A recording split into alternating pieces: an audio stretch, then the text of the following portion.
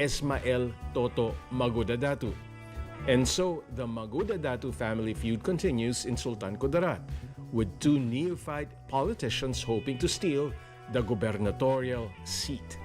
Although his COC was cancelled by COMELEC, Datu Pax Ali is not yet giving up the fight, not while his name is still technically on the ballot.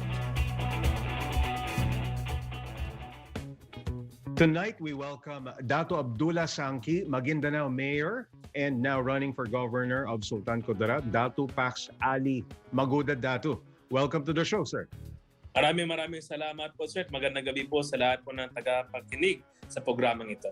Partner, diretso na ako sa issue, ha? One of the issues na nire-raise sa'yo, kulang ka raw ng residency. Ha? Diyan sa yung final na COC. How would you answer this issue? Actually, yung issue na yan it's being circulated by the other party with some sort of confusing matters na sinasama doon. But to get things straight, kasi the issue is not really that complicated. It's actually simple. Tingnan po muna natin kung ano nakasaad sa batas. The provision that governs the qualifications for local elected positions is found in Section 39 of the Local Government Code. Particularly for the position of provincial governor, the following requirements are needed. Number one, you are a Filipino citizen.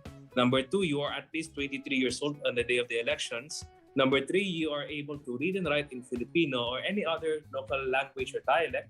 Number four, you are a registered voter. And number five, you have been a resident of the province for at least 1 year immediately preceding the elections. So allegation po nila is that I am not a resident of the province of Sultan Kudarat. Sa akin po naman, I have been a resident of Lutayan for a very long time.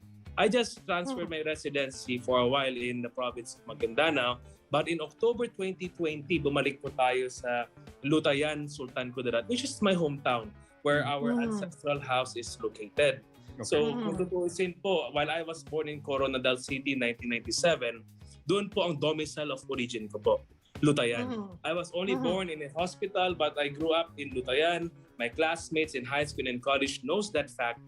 And until this day, both our constituents in the province of Maguindanao and Sultan Kudarat, alam na alam po nila na taga Sultan Kudarat po tayo. So ang sabi po ng batas is at least 1 year residency. And we have been resident for more than a year. Kasi October 2020 pa lang, we have presented proof and pieces of evidence that we have been living in Lutayan, Sultan Kudarat. Kasi October 2020, that was the day I got we have this Maguindanao tradition, pangengedung, o yung parang pre-engagement ceremony. Where napag-usapan po doon at napag-usapan namin ay doon po kami sa Lutayan, Sultan Kudarat, manirahan sa kasamang aking beloved. Mayor, sinasabi po, we had Congressman Toto Mangudadatu here in the program, and he said, kinulang daw po kayo by 8 days ng 8 araw. Yes, the argument is very flawed. Sa sinabi ni Congressman Toto Mangudadatu, it's really far from the truth. He is actually talking about the day of registration. When did I transfer my voter's registration? Ang sabi po ng batas, 1 year preceding the election, you have to be a resident. That means to say May 9, 2021, dapat residente ka na dyan. I transferred my voter's registration on May 17, 2021. Yan po yata yung sinasabi nilang 8 days. Pero again, what the law requires is 1 year residency. Hindi po 1 year registration. Those are two completely different matters. In the case of Mitra versus COMELEC, Torino versus COMELEC, pati Sabili versus COMELEC, makikita po natin doon. The reckoning point and the determining factor is not the day of registration, but when have you been actually residing in the province. Kailan ka ba nagkaroon ng domicile doon? And Lutayan, Sultan Kudarat has been my domicile of origin. In fact, when my father became the municipal mayor in 1998, when he filed his candidacy, I was already there. I was less than a year old. That only proves that my family has been in Lutayan for a very long time. Okay, so are you appealing your cancellation case, COMELEC? It's already been, meron na po tayong na-file na motion for reconsideration. What's really important to know about the previous First Division resolution of the COMELEC kasi the other party make it appear that COMELEC was unanimous. Yung resolution po na nalabas is only a majority opinion. In fact, may separate opinion po na naka-attach doon. Na nagsasabi that our candidacy is valid and we are qualified to run in any local elective posts in the province of Sultan Kudarat because our residency is proved and we have enough weight to prove that we are indeed a resident of Sultan Kudarat. Okay. Ngayon po, yun nga po may separate opinion po ang COMELEC. Ibig sabihin po nun, the COMELEC First Division was not unanimous. So we already filed a motion for reconsideration hoping that the COMELEC and bank, all of the commissioners will be deciding in this case. We hope na makita nila that what we did is within the means and bounds of the law. Pinag-aralan po natin to ng maayos and we have consulted lawyers and other legal consultants kung paano nga ba natin to gagawin ng tama. Of course, we expected there will be issues like this. We've already expected this. And that's normal. Kasama po yan sa political game. But we are confident that what we did is in accordance with the law. We have substantially proved everything is intact. Tingnan niyo po, if I may enumerate. My driver's license issued and given to me in the year 2020. Ang address po doon is Lutayan, Sultan Kudarat. Kasi sabi ko doon naman talaga nakatira. If ever I will be, if ever may makukuha po ako mga documents or letters, doon po ipapadala sa bahay ko sa Lutayan, Sultan Kudarat. My license to own and possess firearms issued in 2020, Lutayan, Sultan Kudarat din po. My postal ID, my PhilHealth ID, tax identification number, SEC registration, lahat po niyan, including Lutayan, electricity bill, bank statements, all of them. Mayor, Lutayan, okay, Sultan so Kudarat. Mayor, klaruhin po natin yan, nananatiling may apila at kilaro din naman po yan ng COMELEC na kasama pa rin ang inyong pangalan, na kasama po ang inyong pangalan sa balota. But then again, we're still waiting for the final decision. So ang lumalabas po ngayon muna ay nananatili kayong magkatunggali ng may bahay po ni Congressman Toto Mangudadatu na si Sharifa Akeel-Mangudadatu. Tama po yan. Actually, the decision and the resolution of COMELEC First Division is not final, it's not official, and it's not executory. Meron po tayong appeal and we're waiting for the decision of COMELEC and bank, and we'll see from them on. And sa amin naman dito, we believe that we've spoken the truth. Kasi the issue in a petition to cancel COC is that is there material misrepresentation?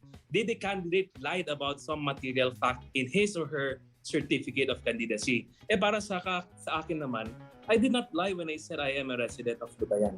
Yes, I am a mayor of Datu Pax in the province of Maguindanao. I do not deny that fact. Hindi ko tinatago yun. But we have to acknowledge the very ultimate truth that one's workplace does not necessarily mean your home address or your residence. Marami po dito nagtatrabaho sa ibang lugar but they actually reside in a different place. Katulad po dito sa NCR yan. And we believe that it as inscribed in the Constitution of the country, pero po tayong freedom of abode principle. Hindi po pwede ikulong yung isang tao sa isang lugar. I guess, Mayor, all the evidences nandun na, yung mga pieces of evidence. Oh, yes, yes. Yes, all right. In fact, if I may add, all the barangay officials in Lutayan, the municipal government has certified that fact. SEC, the Securities and Exchange Commission, doon po sa papers ko doon, issued in 2020, also certified that fact. And we also have in Datu affidavits of our co-staff and co-workers in the government that says and knows to be true na umuwi po ako sa Lutayan, Sultan Kudarat. All right, Mayor. We now move on to the next question, Yes. Mayor. No? Why is it important to you to become governor of Sultan Kudarat? Well, it's first and foremost, the decision for me to run as the governor of the province of Sultan Kudarat wasn't my personal decision. It was actually a decision, unanimous decision by our elders, leaders, consultants, and the different mayors and vice mayors for our allies in the Partidong Tinig ng Masa o yung tinatawag po namin PTM Kapamilya. They decided that in order for them and for everyone to continue the legacy of Governor Pax and Governor Teng in the province of Sultan Kudarat, ipapasok po ako. When I received the news, sabi ko naman, if this is an opportunity given by the people and given by God, I will grab that opportunity. It's not about What was your politics. reaction, Mayor, nung nalaman nyo na ang makakalaban nyo ay isang beauty queen. No I less. was, Tsaka, yun, asawa ng inyong, ano bang relationship mo dito kay Kong Toto? Ano mo siya? well, Kong Toto Mangudadatu is a second cousin of my father. Okay. Pero Tito. honestly, I'm still checking kasi there was a statement they issued, sila Toto. They said na hindi daw kami magkamag-anak. I have to check again. But based on what I know, kamag-anak po kami. And So, pangalawa, I was surprised. Nung ang makakalaban mo ay yung asawa niya. I was surprised that Sharifa would also run for the position of provincial governor in Sultan Kudarat kasi Sharifa Akeel used to be talagang kasi she was a Miss Sultan Kudarat in the province, no? Mutya na Sultan Kudarat yan siya. And she actually participated in a lot of our events. We also helped her in her opportunities because we wanted to broadcast the talents and the beauties of Sultan Kudarat. Nagulat lang po kami nung naging asawa siya ni tito ko, ni Kong Toto Mangudadatu, at biglang tumakbo bilang governor. And I mean, that's okay. We live in a democracy and we're actually happy that nakikita po natin that in the province of Sultan Kudarat, we do not dictate and we do not impose. If you want to run and you can exercise that political right, walang problema. Okay, sabi niyo po kanina, Mayor, na hindi mo sariling desisyon itong pagtakbo mo bilang gobernador ng Sultan Kudarat. You're very young. At first term mo lang as mayor at nag-resign ka na po after you filed your certificate of candidacy.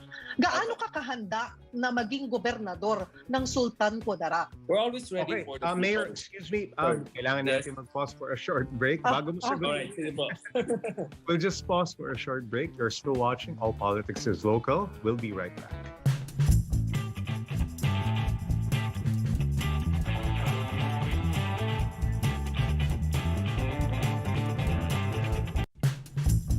Tonight, we welcome Datu Abdullah Sangki, Maguindanao Mayor, and now running for Governor of Sultan Kudarat, Datu Pax Ali Mangudadatu. One of the issues na nire-raise sa'yo, kulang ka raw ng residency. Issue is not really that complicated. It's actually simple. Tingnan po muna natin kung ano nakasaad sa batas. I just transferred my residency for a while in the province of Maguindanao, but in October 2020, bumalik po tayo sa Lutayan, Sultan Kudarat, which is my hometown. Why is it important to you to become governor of Sultan Kudarat? Well, it's first and foremost, the decision for me to run as the governor of the province of Sultan Kudarat wasn't my personal decision. Gaano ka kahanda na maging gobernador ng Sultan Kudarat? Lagi po tayong handa na lumaban para po sa kapakanan ng ating mga kababayan at para po sa mas magandang kinabukasan ng ating minamahal na lalawigan.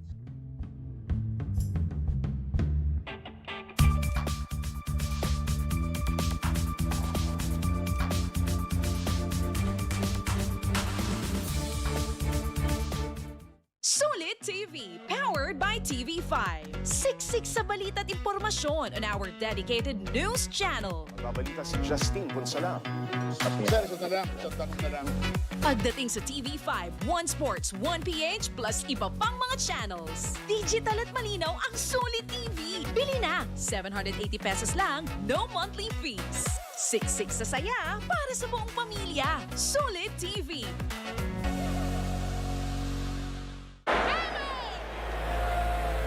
Belief. It can be hard to find, but we've seen what belief can do. Believing in just one person, in the moment they need it most, can change everything. So to every winter athlete, to every person watching, I want to say, I believe in you. We all do.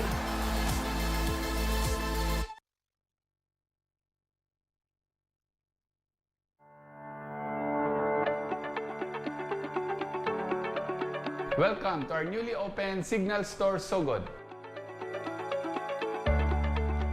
We are open 9 a.m. to 6 p.m.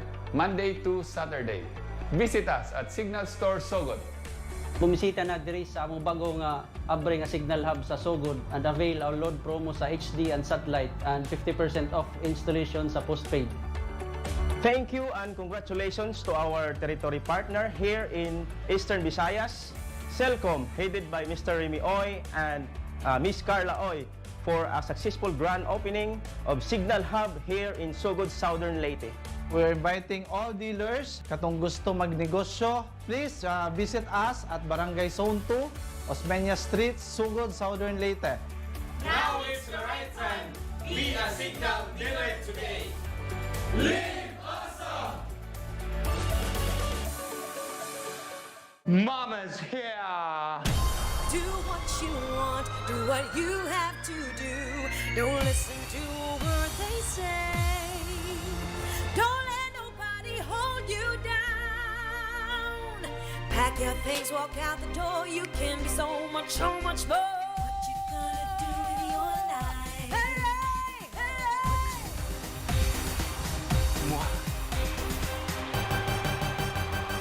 Girl! Ngayong 2022, Panalo ba? Panalo, tay. I swear, this time it's different. dare to be the extraordinary version of you. Akala hindi ko kaya si Paolo. Mahal ko siya! Mahal na mahal pa rin kita. Own it, claim it, celebrate it. It's another bright summer day dito lang sa Game Ka Na Ba? This 2022 Extraordinero. Dito sa Jeepney TV, enjoy ang trip! Load your prepaid account now or scan the QR code to know our convenient loading options.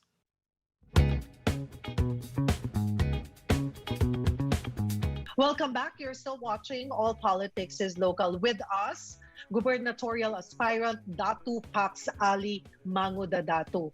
Yung kanina pong aking hanging na question, Mayor, ay you're very young, nakakaisang termino ka pa lang bilang mayor. Actually, hindi nyo na nga po tinapos dahil nag-resign ka, sabi mo, para makapag-concentrate ka sa pangangampanya bilang gobernador, sa pagtakbo mo bilang gobernador. Pero gaano ka kahanda na maging gobernador ng Sultan Kudarat? We are always ready for the people of Sultan Kudarat. Lagi po tayong handa na lumaban para po sa kapakanan ng ating mga kababayan at para po sa mas magandang kinabukasan ng ating minamahal na lalawigan.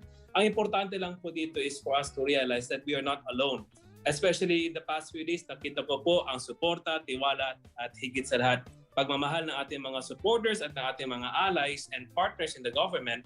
Nakita ko po that naniniwala po tayong lahat that if we are able to just unite and do the things that we want to do through our plans, programs, initiatives, and platforms, sigurado po tayo that the province of Sultan Kudarat will become an even more progressive province. Eh ngayon po, my father has been a governor of the province of Sultan Kudarat. He's actually the incumbent governor right now.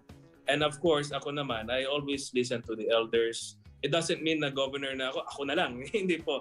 I always believe that my parents are there, the elders are there for them to advise me. At maniniwala po kami sa tinatawag nating consultative governance. Mayor, I think as follow-up dito kay partner Cheryl, I think kung taga Sultan Kudarat ako, ano yung masasabi mo na qualification mo, what sort of experience, political experience, ano po yung mga nagawa nyo na dun sa inyong bayan?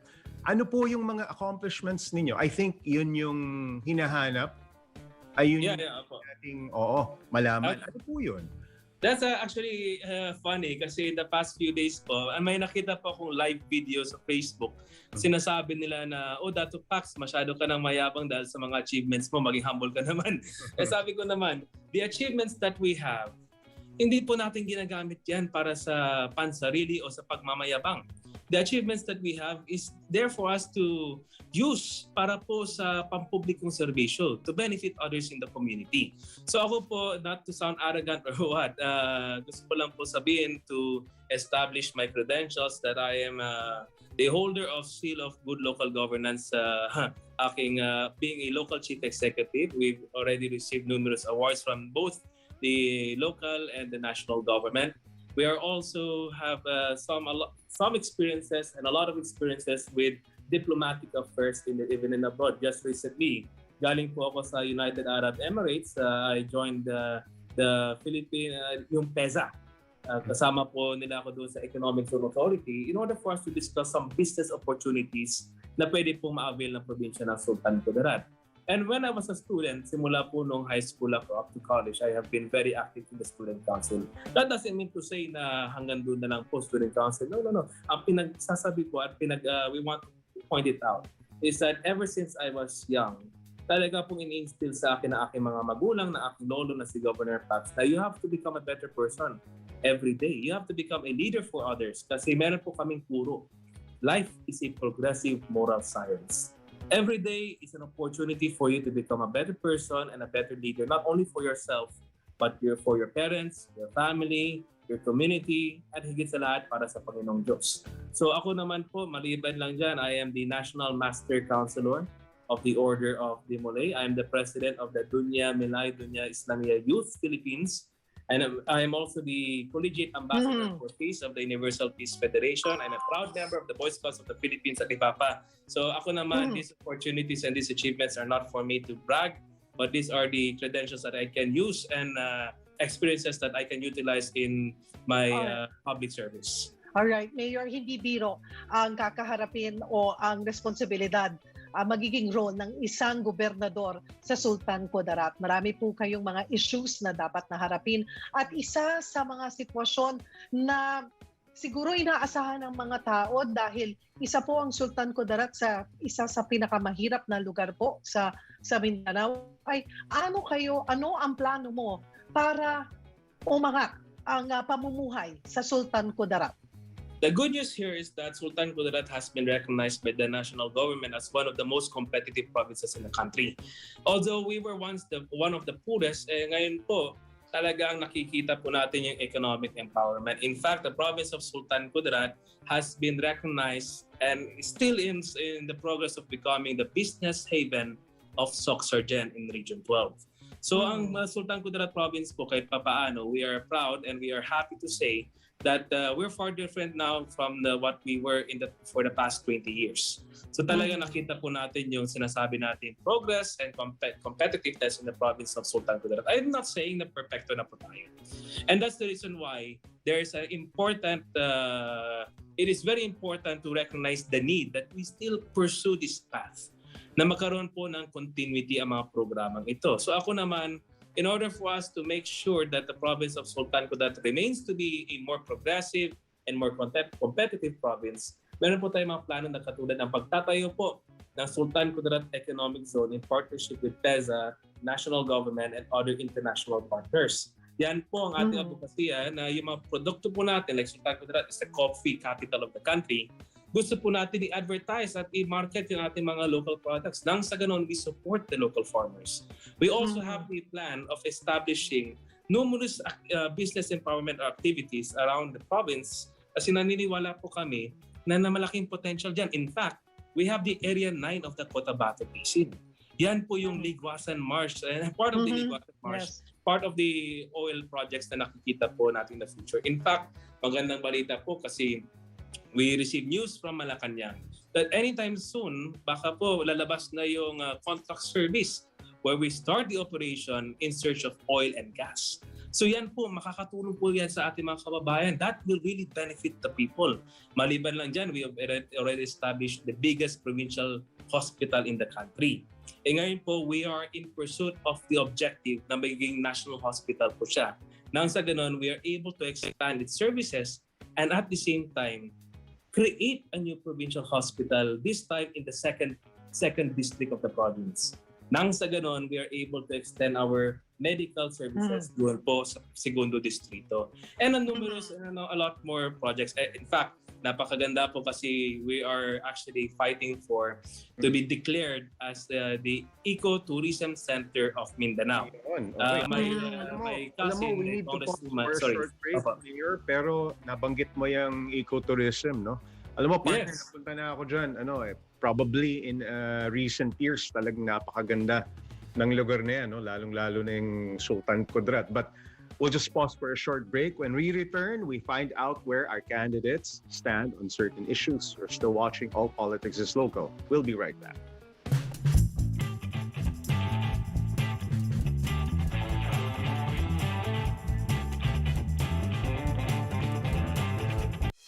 Kinakailangan marinig ang boses ng mga manggagawa. Kailangan mabuo ang kapangyarihan dahil ang gobyernong ito ay atin. Ang bukas ay kailangan natin ang leader ng tama ay paglalaban at ang mali ay lalaban. Hangad kong ibalik ang mapagkaisang paglilingkod ng magbubuklod sa ating bansa. I do not run in promises.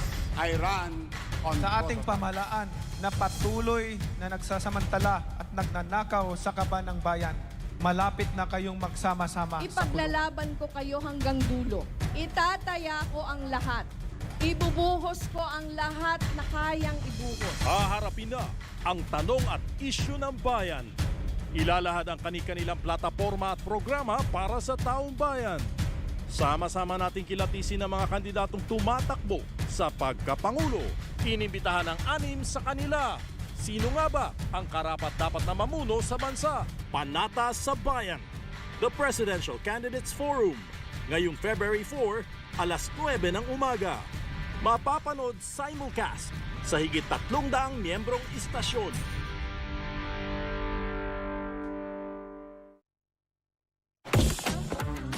LeBron James in transition.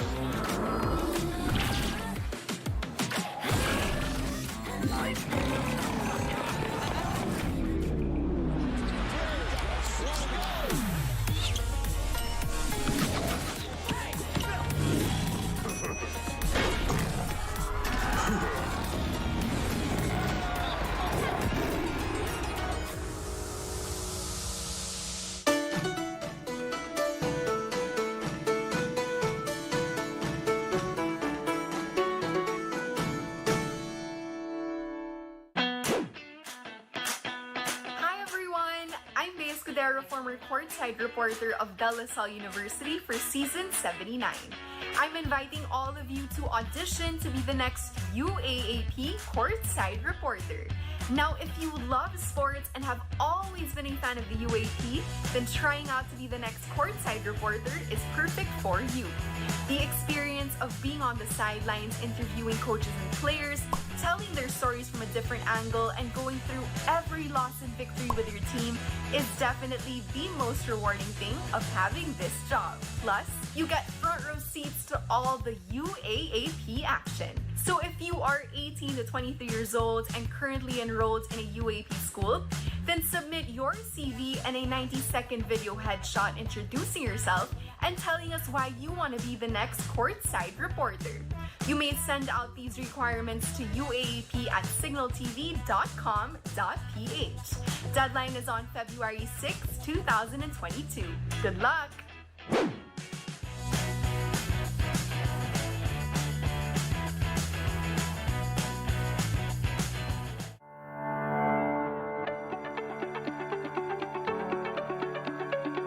To all Boholanos, welcome to our newly opened Cignal store. We are located at JLU Block, Raha Sikatuna Street, Dao District, Tagbilaran City, Bohol. We are open from 7 a.m. to 6 p.m., Mondays to Sundays. We offer prepaid, satellite, postpaid subscriptions, bills payment, loading, and technical support. Visit our new Cignal store to avail of exciting promos. Congratulations to our business partners, Ma'am Janet and Sir Raymond Roldan of 7earn for the opening of their JLU 7earn Cignal Hub. We wish you more years of success and more Cignal stores to open. Looking forward for more awesome years as we continue to provide TV entertainment and content to all families and homes in the province of Bohol. I'm inviting everyone to become a dealer, agent installer, and community seller. What are you waiting for? Come and join and be part of the Cignal family. Awesome! Visit our newly opened Cignal store. Awesome!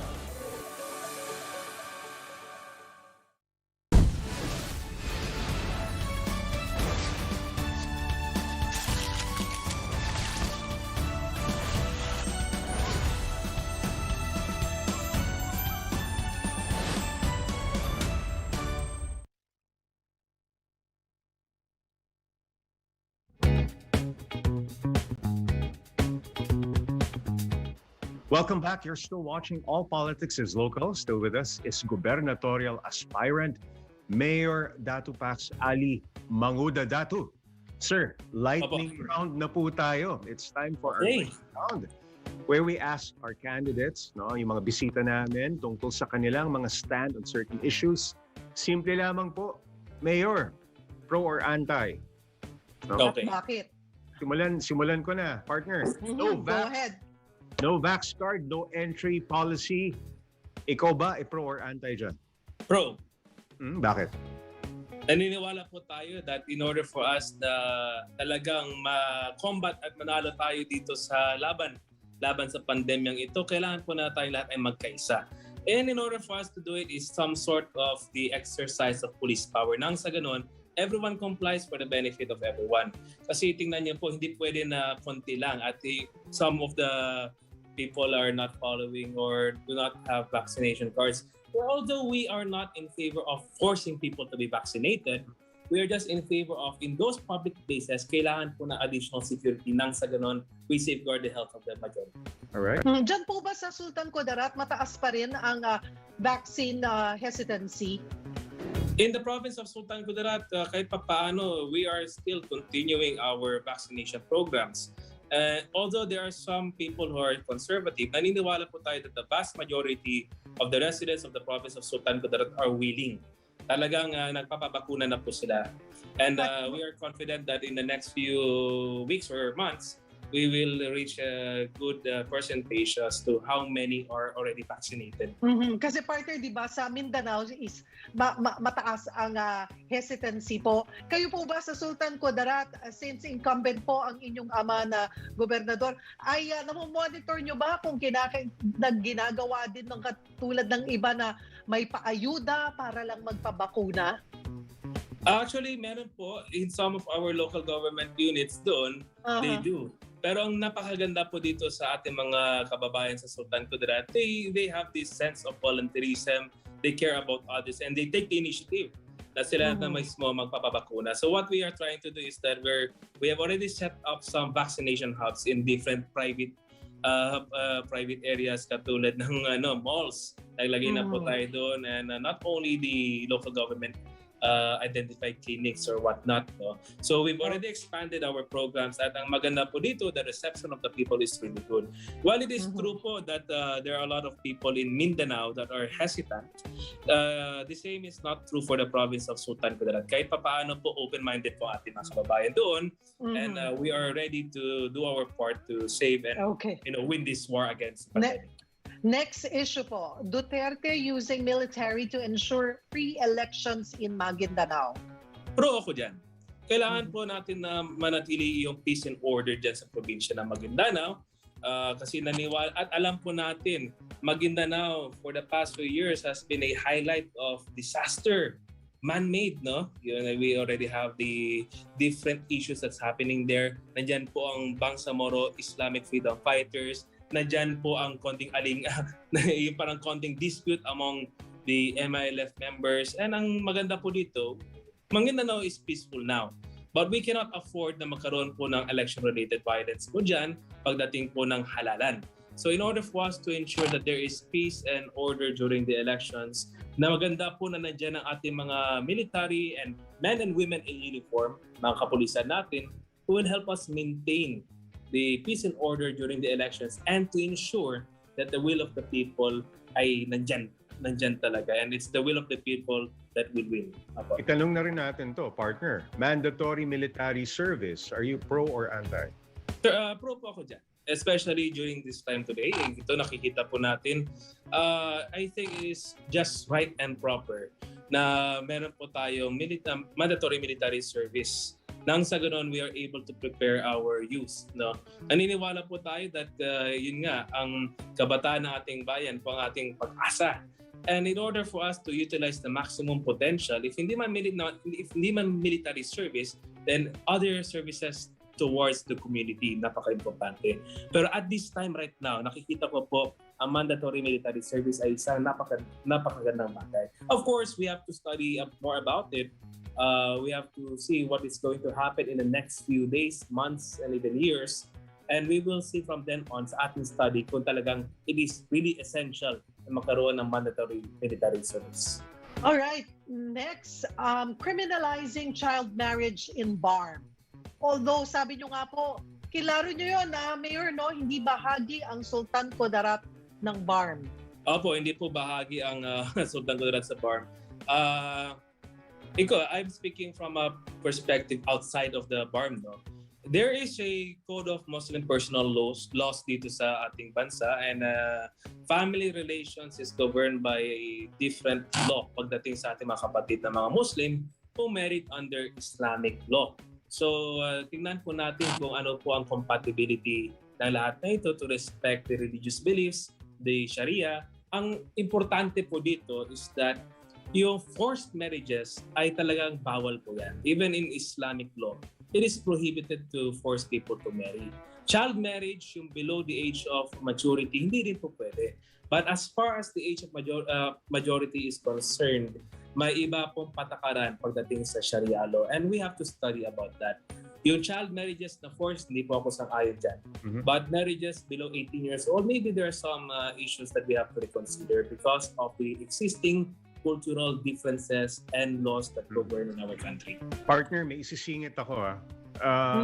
Former or current beauty queen running for public office, are you pro or anti? I see nothing wrong with that.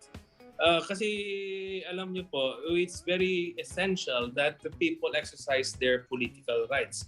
It doesn't matter whether or not beauty queen siya o politiko siya, anak siya ng politiko. It doesn't matter kung ano siya, if he's rich or poor, if he's from Manila or from the provinces. Importante is that he or she is given the equal political opportunity as inscribed by our Constitution. So, I have nothing against it. In fact, I'm happy na dito sa probinsya ng Sultan Kudarat, nakikita po natin that people are really politically empowered. All right.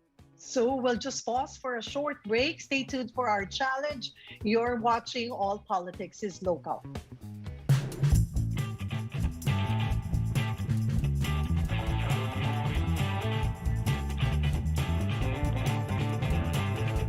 Luka Doncic is doing it all for the Mavs. Good pass into Porzingis. While Joel Embiid is ready to step up for the Sixers. Watch their first matchup this season, this Saturday at 9:30 a.m. on NBA TV Philippines. We're always a fan of superstars. Mga satellite, mahigit 3 months na ba kayong hindi nakapag-load? Oras na para ibalik ang saya sa Satellite TV. Mag-load lang ng kahit anong amount hanggang March 31, 2022. And get your next load for free. Sulit ang pagbabalik ng masayang panonood sa dami ng channels na pwedeng subaybayan. Kaya ano pang hinihintay mo? Punta na sa suking retailer at magpa-load na!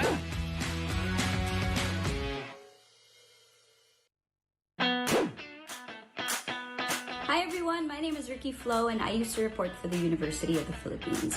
And it's that time of the year again where they're calling out for new UAAP courtside reporters. And let me just say, if there's anything we all learned from the past 2.5 years, it's that it's never too early to chase your dreams. So, if this happens to be one of your dreams and you happen to be 18 to 24 years old, currently enrolled in a UAAP school, then go on ahead and send that CV and a 90-second reel of yourself explaining who you are and why you want to be the next UAAP courtside reporter. Send that to uaap@signaltv.com.ph, and who knows, we might just see you the sidelines. Good luck!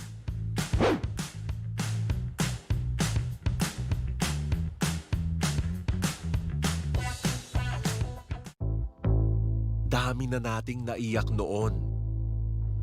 Alam ko. Aba, minsan naman, syempre, pagod na rin ako. I also want to stop. Deserve nating ngumiti at tumawa ngayong taon.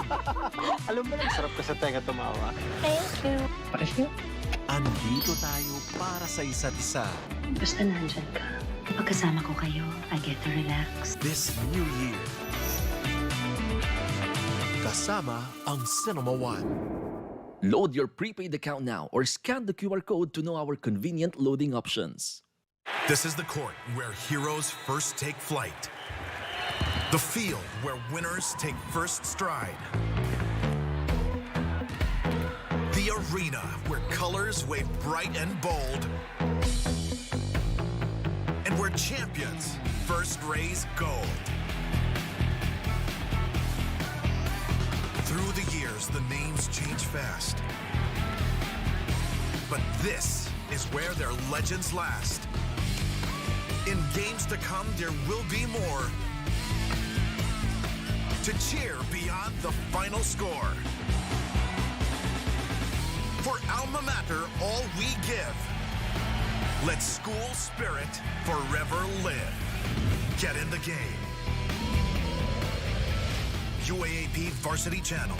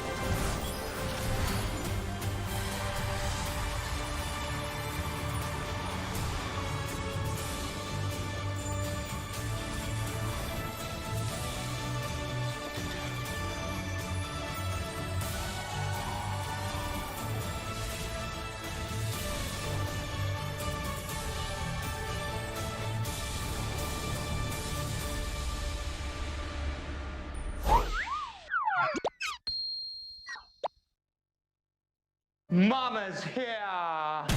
Do what you want, do what you have to do. Don't listen to a word they say. Don't let nobody hold you down. Pack your things, walk out the door. You can be so much more. What you gonna do with your life? Hey, hey.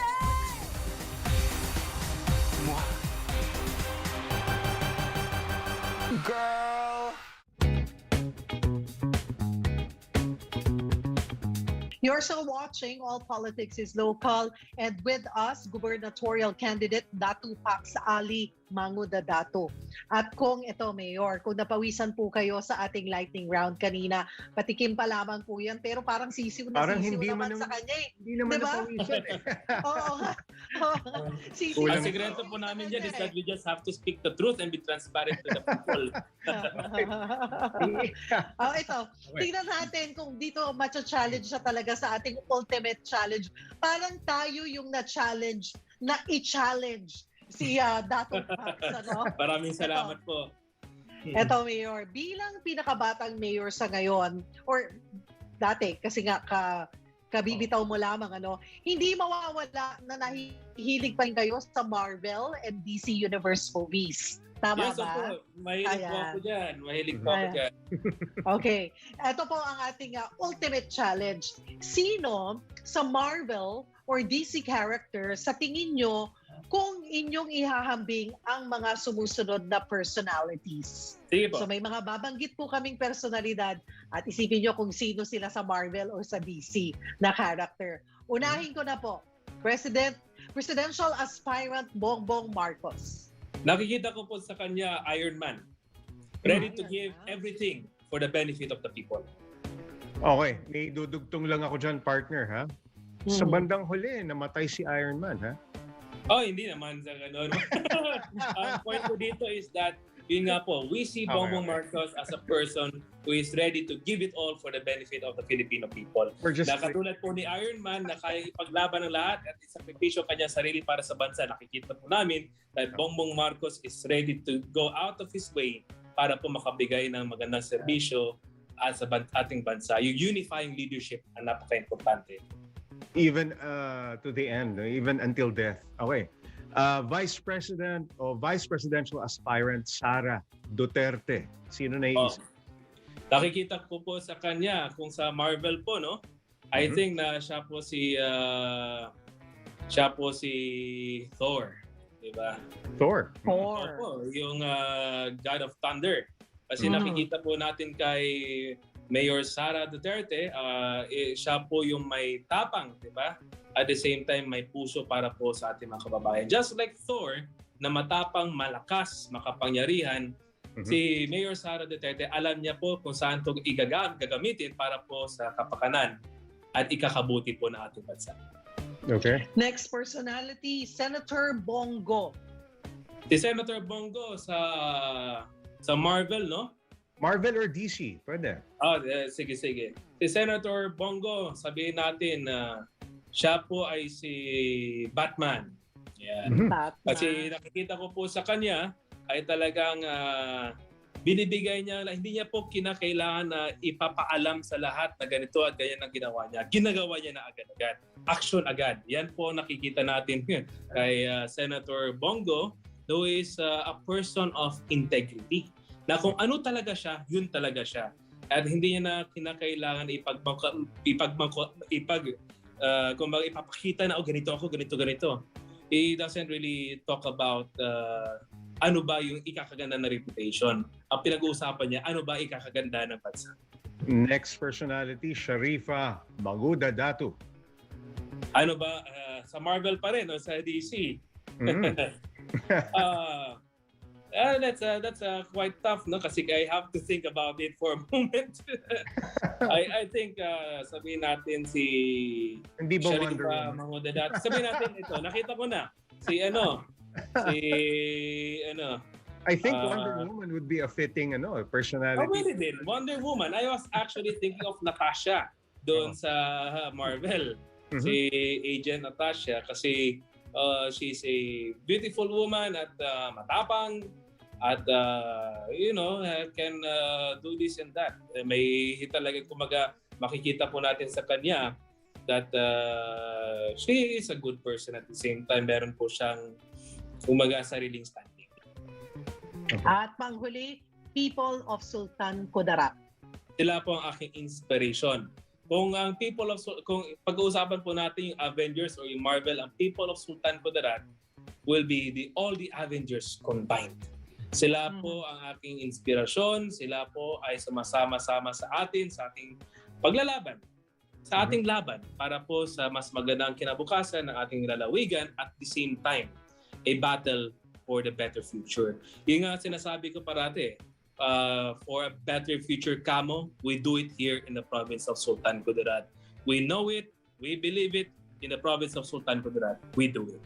Thank you for joining us in this episode. Sultan Kudarat gubernatorial aspirant Mayor Datu Pax Akeel-Mangudadatu.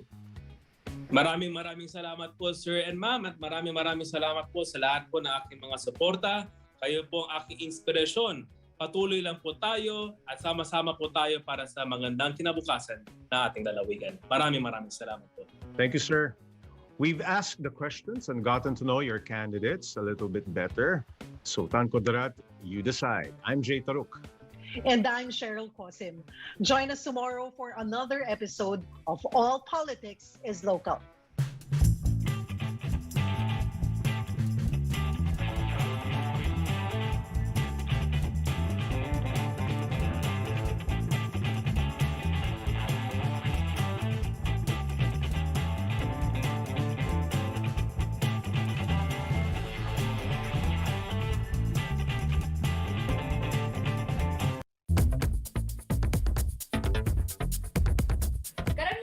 Ang paniniwala pag naka-recover sa COVID tapos na at back to normal na. Pero alam nyo ba, sabi ng ibang COVID survivors, hindi pa doon natapos ang lahat.